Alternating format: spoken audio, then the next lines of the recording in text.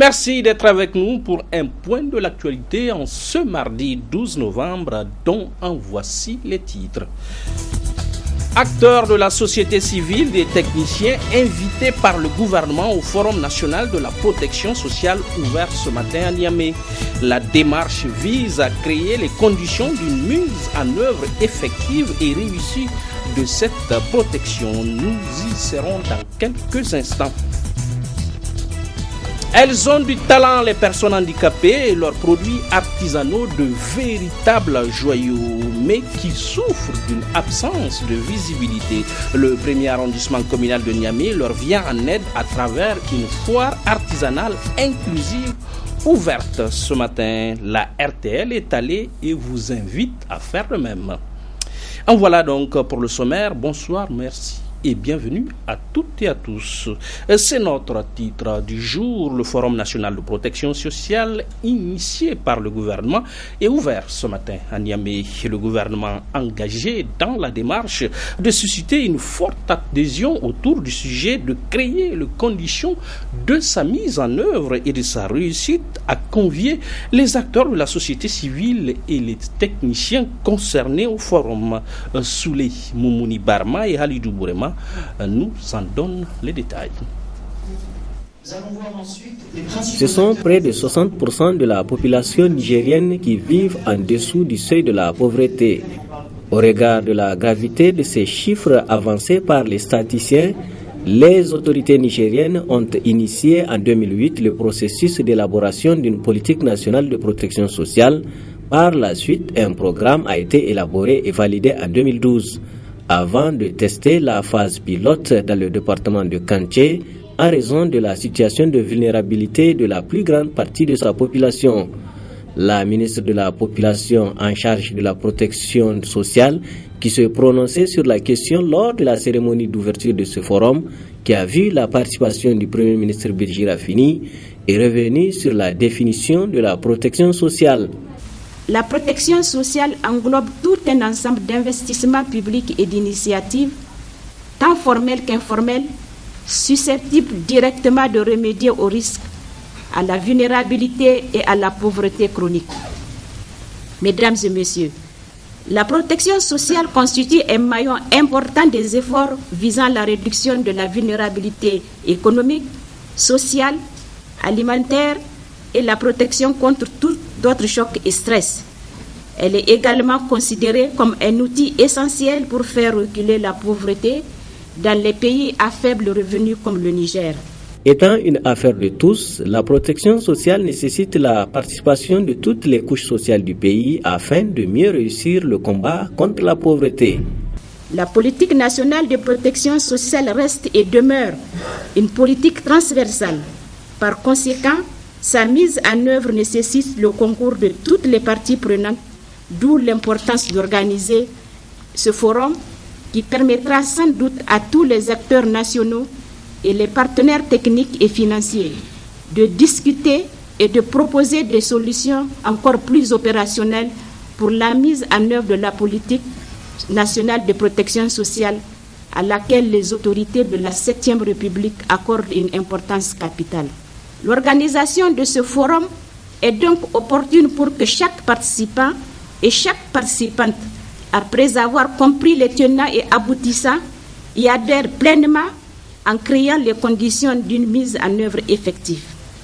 Aussi, mesdames et messieurs, je vous exhorte à suivre attentivement les différentes communications afin de mieux comprendre cette protection sociale, son fondement, ses dispositifs, ses différents instruments, son cadre conceptuel, les axes stratégiques, les défis et enjeux pour sa mise en œuvre. 3 jours durant, les participants à cette rencontre d'envergure nationale auront droit à des exposés prévus et qui seront présentés par des experts en matière de protection sociale. Nous l'annoncions hier et nous y revenons ce soir pour les détails. L'élection hier après-midi du nouveau président du conseil de ville de Niamey. 27 conseillers sur 45 lui ont accordé leur confiance. Il s'appelle Hamas Hassan Seydou. Il est militant du Modem El F. Lumana. Un travail vous en conviendrez, immense latin. Michel Djedji et Halidou Bourema témoignent de la cérémonie et de ses premiers instants de maire centrale. C'est le gouverneur Hamidou Garba, représentant du pouvoir exécutif dans la région de Niamey, qui a procédé à la mise en place du bureau de vote présidé par le doyen d'âge des 45 conseillers élus de la ville de Niamey sous la supervision d'un huissier de justice conformément au code des collectivités territoriales du Niger. Après le retrait du gouverneur, le bureau de vote a tout d'abord enregistré 3 candidatures composées de 2 hommes et 1 femme. L'huissier de justice a ensuite procédé au contrôle du diplôme de chaque candidat qui doit être supérieur ou égal au niveau BPC. Les dispositions du règlement des collectivités territoriales préconisent comme première étape en pareille circonstance une concertation entre les 3 candidats qui ont chacun et chacune la latitude de céder au profit d'une seule personne. Le consensus n'ayant pas prévalu, seule la 3e candidate s'est retirée, d'où la tenue d'un vote démocratique suite auquel Hassan Seydou du Modern Falloumana El Omar Hamidou Tchana a battu son rival Hassoumi Harouna avec 27 voix en sa faveur sur les 45 voix dont un bulletin nul. La joie est au comble. Mon propos aujourd'hui, c'est de remercier les uns et les autres, ceux qui ont voté pour moi et même ceux qui n'ont pas voté pour moi, parce que de toute façon, le conseil de ville, on a eu l'habitude, c'est une famille, nous œuvrons tous pour le bien de cette ville. Et ce que je souhaite par-dessus tout, c'est que le climat qui a prévalu jusqu'ici, qu'on fasse tout pour pérenniser ce climat dans l'intérêt bien compris de nos concitoyens. Je pense que c'est le début d'une épreuve. Et cette épreuve ne lui incombe pas à lui seul. Donc, c'est une responsabilité collégiale et individuelle au niveau de tous les conseils de ville. Comme vous le savez, il faut peut-être le rappeler. Au niveau de la région de Niamey, nous avons un programme qu'on appelle Niamey Niala. Si réellement nous devrons faire de notre capitale Niala, une seule personne ne sera jamais à la hauteur. Donc c'est collectivement aujourd'hui que nous allons prendre l'engagement d'accompagner ce terrain élu pour que le résultat attendu de nous par les plus hautes autorités de ce pays-là, que ce soit une réalité. Hassan Seydou est ingénieur en électromécanique avec une bonne expérience en gestion des collectivités territoriales.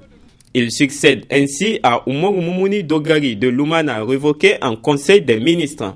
L'homme a désormais la lourde responsabilité de présider à la destinée de la ville de Niamey pour une durée de 2 ans. Et peut-être la fin d'un épisode, Michel Djedji. Et ce matin, le premier arrondissement communal de Niamey qui offre une tribune, un espace de visibilité aux personnes handicapées à travers une foire artisanale inclusive. Impressionnant de talent et avec un large éventail de joyaux artisanaux à vendre, les personnes handicapées ne demandaient pas mieux, voyant l'ambiance et les détails de cette belle initiative.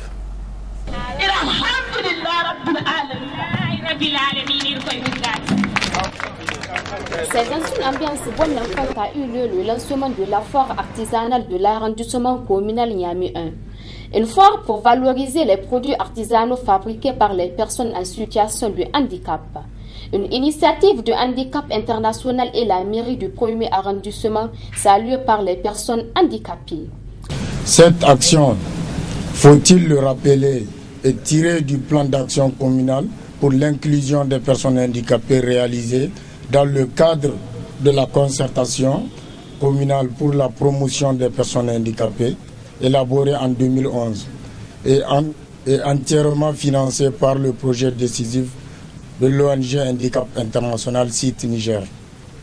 En effet, parmi les problèmes identifiés lors du diagnostic qui a procédé l'élaboration de ce plan d'action, figure le problème d'écoulement des produits artisanaux fabriqués par les personnes handicapées. Je profite à l'occasion pour vous dire que nos produits sont aussi de meilleure qualité. S'en procurer renforce notre estime de soi, contribue à améliorer notre qualité de vie, favoriser notre autonomisation, réduire notre vulnérabilité et celle de notre famille. Bref, favoriser notre inclusion dans la communauté. Cette foire vise plusieurs objectifs et permettra à ces handicapés d'écouler leurs produits. Permettez-moi de vous rappeler que cette démarche s'inscrit dans la dynamique du développement local inclusif prôné par les autorités locales communales à travers le plan de développement communal. Cette foire constitue une occasion de donner plus de visibilité aux produits artisanaux et de diversifier les différentes productions. Ainsi, cette activité vise les objectifs suivants. Premièrement, valoriser les produits artisanaux. Deuxièmement, créer un cadre d'échange entre les personnes handicapées et les autres artisans. Troisièmement, permettre l'écoulement des produits des personnes handicapées. Pour l'atteinte de ces objectifs, nous demandons à tous les participants d'œuvrer pour la réussite de cette foire initiée par l'arrondissement communal Niamey 1 en vue de sa pérennisation. Plusieurs objets sont disponibles à cette foire, dont des chaises, des balles, des lits, pour ne citer que cela. Alors faites un tour, car un seul produit acheté est une façon d'aider ces handicapés. Le maire du 1er arrondissement a déjà donné l'exemple. Nous y serons, si Dieu le veut, pour que le budget 2014 prenne en compte les droits humains. Alternative Espace Citoyen est en session budgétaire citoyenne depuis cet après-midi même à Niamey. Des travaux sous le thème placé les droits humains au cœur du budget de l'État, apprend-on entre autres dans un extrait de l'intervention de son président du conseil d'administration. Nous l'écoutons. Alternative Espace Citoyen développe depuis quelques années une expertise dans le domaine de l'analyse des politiques publiques et le suivi budgétaire au niveau national et local, deux outils majeurs de promotion de la démocratie et des droits humains. La présente session budgétaire citoyenne qui place les droits humains au cœur du budget général de l'État vise à ouvrir un débat démocratique sur la mobilisation et l'allocation des ressources publiques aux secteurs sociaux de base. Et ce, à travers le projet du budget 2014 en discussion actuellement devant l'Assemblée nationale. Cet exercice, Alternative Espace Citoyen l'a aussi fait l'année dernière avec les organisations de la société civile. Les constats dressés au cours de cette session et qui sont assortis d'une série de recommandations faites au gouvernement, portent entre autres sur le faible niveau de mobilisation de ressources et de consommation des crédits, un faible financement des secteurs sociaux.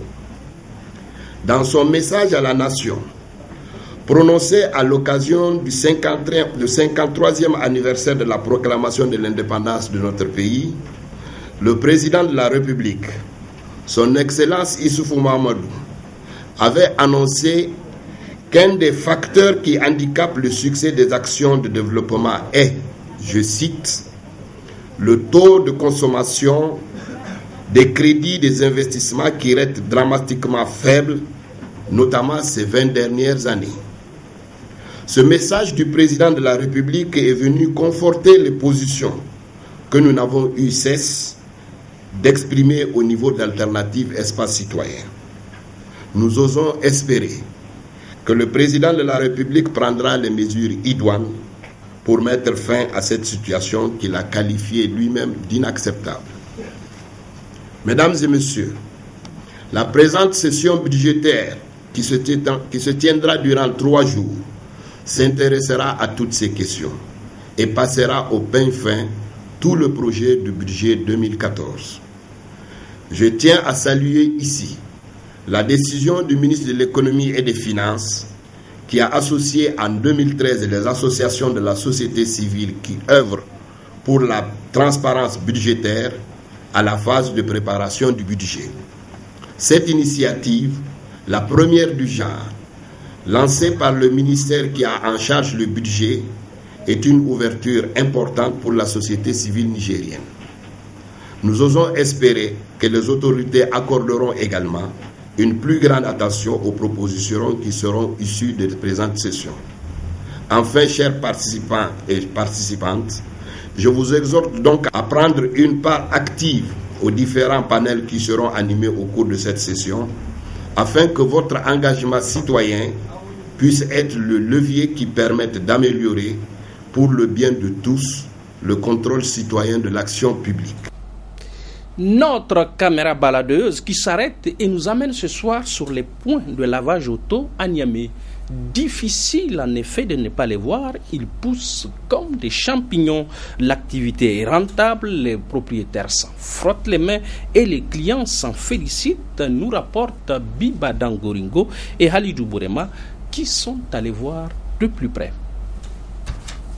Le lavage auto, une activité qui se développe du jour au lendemain au Niger.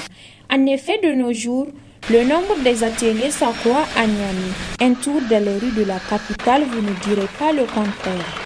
Autour de ces ateliers de lavage auto, des activités génératrices de revenus se créent au grand bonheur des jeunes et les propriétaires s'en sortent tant bien que mal. Je suis propriétaire de cet atelier de lavage. Cela fait 3 ans que j'exerce ce métier où nous pratiquons le lavage de motos, voitures, moquettes, etc. J'ai également des assistants qui travaillent avec moi. Pour la recette journalière, elle varie d'un moment à l'autre. Dieu merci. Je suis propriétaire de cet atelier. J'utilise de l'omo et autres produits pour le lavage, qui est un métier qui rapporte. Dieu merci. Concurrence oblige, certains points de lavage sont bien aménagés avec des moyens pour la circonstance nécessaire et les clients s'en réjouissent. Je suis venu prendre mon véhicule que j'ai amené pour le lavage. Je suis vraiment content de leur travail à un prix abordable.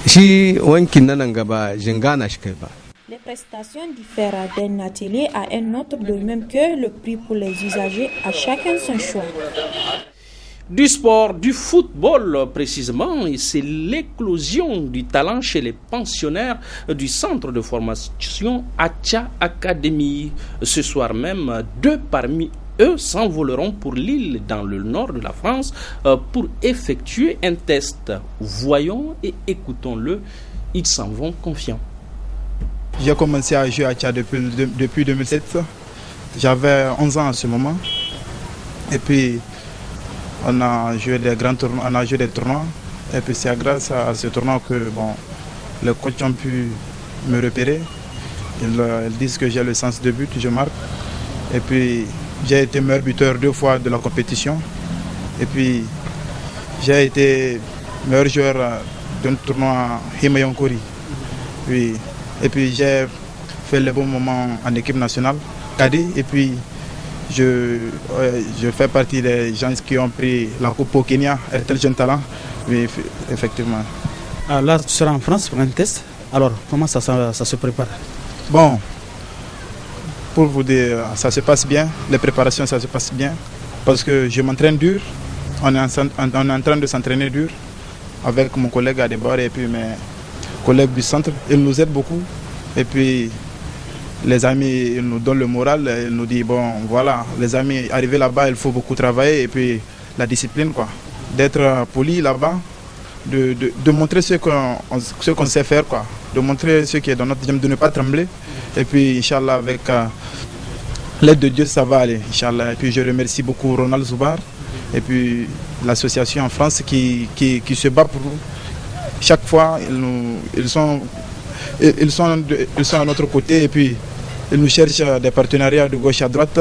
Bon, je souhaite le bon Dieu que maintenant la chance de pouvoir réussir pour que la chance sourie aux autres joueurs qui n'ont pas eu la chance d'aller et que ça marche pour eux-mêmes, arriver là-bas. Bonjour, je m'appelle Zakaria Adewar, je joue en Acha. Voilà, Zachary, voilà, tu joues à Adja et tu vas bientôt participer en France pour un test. Quels sont les sentiments qui t'animent avant de participer un peu à ce test en France? Bon, je suis content de partir en France. Et je suis encore très content de partir en France pour faire un test au Nice pour réussir, Inch'Allah, s'il plaît à Dieu. Alors comment ça se prépare? Tu as eu quand même quelques conseils des entraîneurs, de tes collègues, tout ça là, comment ça se prépare un peu avant le départ sur la France?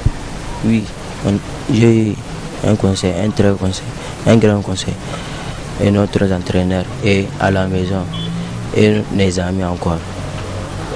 Ils ont très donné des conseils à nous deux. Elle n'est souvent pas belle la vie. Et c'est ainsi que nous reformons ce journal. Merci à vous et continuez à nous rester fidèles. Au revoir.